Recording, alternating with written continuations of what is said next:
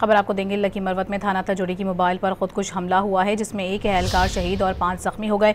Police हुकाम के मुताबिक हमले के फौरी बाद पुलिस की भारी नफरी मौके पर पहुंच गई और इलाके में सर्च ऑपरेशन शुरू कर दिया।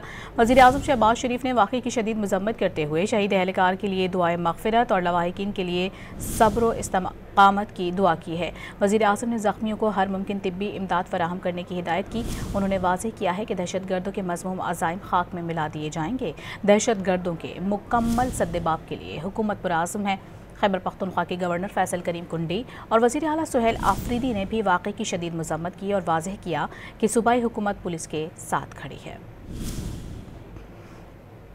खबर आपको देंगे। लकी मरवत में थाना तजोड़ी की मोबाइल पर खुदकुश हमला हुआ है, जिसमें एक एहलकार शहीद और 5 जख्मी हो गए। पुलिस हुकाम के मुताबिक हमले के फौरी बाद पुलिस की भारी नफरी मौके पर पहुंच गई और इलाके में सर्च ऑपरेशन शुरू कर दिया। वज़ीर आज़म शहबाज शरीफ ने वाक़े की शदीद मजम्मत करते हुए शहीद एहलकार के लिए दुआए मग़फ़िरत और लवाहिकीन के लिए सब्र व इस्तिक़ामत की दुआ की है।